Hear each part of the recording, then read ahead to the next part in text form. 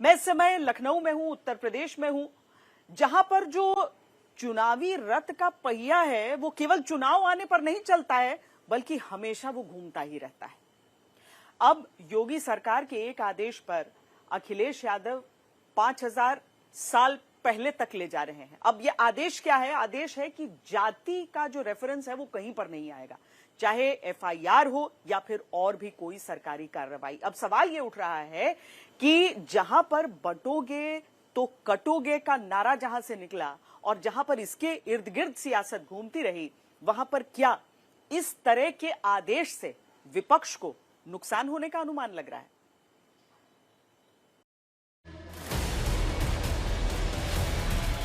तस्वीर नंबर 1, जालौन उत्तर प्रदेश। पीछे पोस्टर पर गौर करिए, लिखा है मत्स्य प्रकोष्ठ भाजपा, ब्रैकेट के भीतर लिखा है निषाद, कश्यप, रैकवार, बाथम, केवट आदि निषादों से जुड़ी जातियों का सम्मेलन बीजेपी में ही होता है। लेकिन अब उत्तर प्रदेश में योगी सरकार कहती है कि जाति आधारित रैलियों पर पूरी तरह प्रतिबंध रहेगा। मूल जानना बड़ा कठिन है नदियों का, वीरों का, धनुष छोड़कर और गोत्र क्या होता रणधीरों का।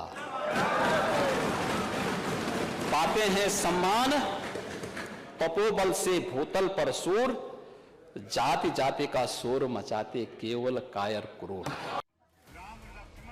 तस्वीर नंबर 2, सुहेलदेव भारतीय समाज पार्टी के प्रमुख और उत्तर प्रदेश में मंत्री ओम प्रकाश राजभर हनुमान जी तक को राजभर जाति का बता चुके हैं।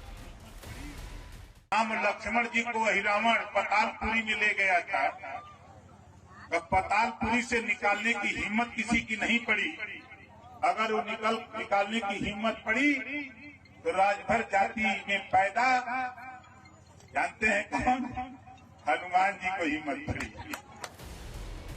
लेकिन अब उत्तर प्रदेश में योगी सरकार का आदेश है कि जाति का महिमा मंडन करने वाले ना तो साइन बोर्ड लगेंगे, बल्कि जो लगे हैं वो हटा दिए जाएंगे। वो जाति की बात करते हैं। हम कहते हैं सबका साथ सबका विकास। गरीब की कोई जाति नहीं होती है। हम शौचालय देने की बात करते हैं, वो जाति की बात करते हैं। हम मकान देने की बात करते हैं, ये लोग जाति की बात करते हैं। हम रोजगार की बात करते हैं, ये जाति की बात करते हैं। तस्वीर नंबर 3, जगह उत्तर प्रदेश का मेरठ। गुर्जर समाज बिना इजाजत महापंचायत करने लगता है कि हमारे सीने तैयार रहेंगे, हमारे जुबान से एक नारा निकलेगा, गुर्जर सम्राट महिर भोज, गुर्जर सम्राट महिर भोज। पुलिस ने रोक दिया तो गुर्जर समाज के लोग पत्थरबाजी करने लगे।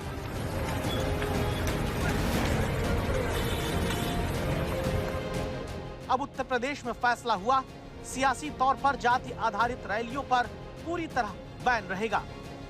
कोई जाति के नाम पे बांट रहा है, कोई क्षेत्र के नाम पे बांट रहा है, कोई भाषा के नाम पे बांट रहा है, कोई अव्यवस्था पैदा कर रहा है। याद करना, ये बांटने वाले तत्व, इनमें रावण और दुर्योधन का ही डीएनए इसमें काम कर रहा है।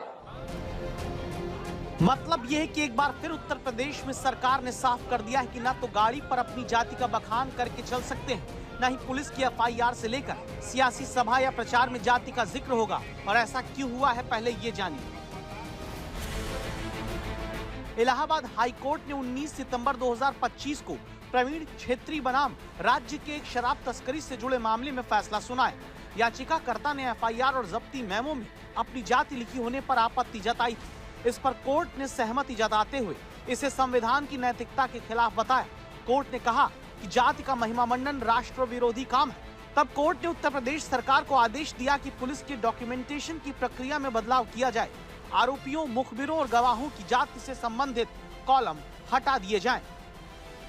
पुलिस के रिकॉर्ड में जाति वाला कॉलम भी, यानी किसी गवाह की बात हो रही है, वादी की, तो जगह जगह पे जाति का कॉलम बना हुआ है। उसकी जरूरत ही नहीं है, उसको होना नहीं चाहिए और ये स्वागत योग्य है कि उसको हटाया जाए। इसी के बाद ये उत्तर प्रदेश सरकार के आदेश की कॉपी है, जो कहती है कि एनसीआरबी के पोर्टल पर जाति का कॉलम खाली छोड़ा जाए। पुलिस थानों में अभियुक्त की जाति का उल्लेख कहीं नहीं होगा। गिरफ्तारी मेमो में किसी की जाति का उल्लेख नहीं होगा। पुलिस के दस्तावेज में अभियुक्त के पिता के साथ माता का भी नाम हो। वाहनों, सार्वजनिक स्थलों पर जाति के स्लोगन, स्टिकर वाली गाड़ियों पर सुसंगत धाराओं में चालान किया जाए। कस्बों, तहसीलों, जिला मुख्यालयों में कहीं जाति की महिमा वाले बोर्ड हो तो उन्हें हटाया जाए। राजनीतिक उद्देश्य से जाति आधारित कार्यक्रम पर पूर्ण प्रतिबंध हो। सोशल मीडिया पर जाति की महिमा मंडन का विद्वेष फैलाने वाले पर कठोर कार्रवाई हो। SC/ST एक्ट जैसे कानून के अलावा कहीं जाति का उल्लेख न किया जाए। हाँ, कुछ जगहों पे आवश्यकता हो सकती है, जैसे कि अगर अनुसूचित जाति जनजाति अधिनियम के तहत कोई व्यक्ति पीड़ित है तो उसको प्रताड़ित करने वाला, उसके साथ मारपीट करने वाला व्यक्ति अगर वो उसी की जाति का है तो अलग धारा बनती है, और अगर वो किसी और जाति का तो अलग धारा बनती है। ऐसे स्थानों को, ऐसे मुकदमों को छोड़ करके ये बहुत ही स्वागत योग्य है कि जाति का उल्लेख अब पूरी तरीके से बंद किया जाएगा। इसी फैसले के बाद समाजवादी पार्टी के अध्यक्ष अखिलेश यादव ने सवाल उठाया। सोशल मीडिया पर लिखा कि जाति का भेदभाव तो 5000 साल से बसा है, वो कैसे दूर होगा? कपड़े, पहनावे, प्रतीक चिन्हों से पैदा हुए भेदभाव कैसे मिटेंगे? अखिलेश यादव पूछते हैं कि जाति पूछने की मानसिकता कैसे खत्म होगी और घर धुलवाने वाली सोच कैसे खत्म की जाएगी? जाति का सवाल कोई नया नहीं है। जाति का सवाल बहुत पुराना है। मैं उन बातों में नहीं जाना चाहता हूं। आप हमारे वो साथी हैं जो हर एक पर नजर रखते हैं, और एक समय ऐसा आया था उत्तर प्रदेश के सदन में जहां शूद्र को लेकर के बहुत सी चर्चा शुरू हो गई थी। और मुझे याद है कि मैं जब मंदिर के दर्शन करने गया तो कुछ ऐसी ताकतें हैं समाज में, वो नहीं चाहते थे कि मैं हवन पूजन करूं। मैं आपसे कहूंगा साथियों कि वो जानने की कोशिश आप करना कि वो कौन सी ताकतें हैं समाज की जो किसी को पूजा पाठ के लिए, हवन के लिए उस समय रोक रही थी। वो दिन मैं भूल नहीं सकता हूं जिस दिन मुख्यमंत्री आवास को गंगा जल से धोया गया था। मुझे कोई आज समझा दे, कोई जागरूक समझदार इंसान मुझे समझा दे कि किसी मुख्यमंत्री के घर को गंगा जल से कैसे साफ किया जा सकता है। माननीय न्यायालय के जो आदेश होते हैं, हमारी सरकार न्याय प्रक्रिया का आदर करती है, सम्मान करती है और उसका पालन करने जा रही है। और श्री अखिलेश यादव जी तो स्वयं सवाल के घेरे में वो सवाल क्या उठाएंगे? सवाल ये है कि जो एक बड़ा फैसला उत्तर प्रदेश में सरकार ने लिया, क्या वाकई वो जाति को हर जगह से मिटा सकेगा? जहां आम आदमी की गाड़ी से लेकर चुनावी गाड़ी तक जाति का ईंधन लिए बिना काम किसी का नहीं चलता। क्या सभी पार्टियां अब जाति आधारित अपने प्रकोष्ठ और विभागों को बंद करेंगी? क्या जाति के आधार पर टिकट देना बंद हो पाएगा? क्या जाति के आधार पर आयोगों में मलाईदार पोस्ट देना बंद किया जाएगा? अगर हाँ, तो यह सबसे बड़ी बात है, वरना जाति के नाम पर एक बड़े सकारात्मक आदेश का और क्या असर रह जाएगा, वहां विपक्ष की एक आशंका ये भी है।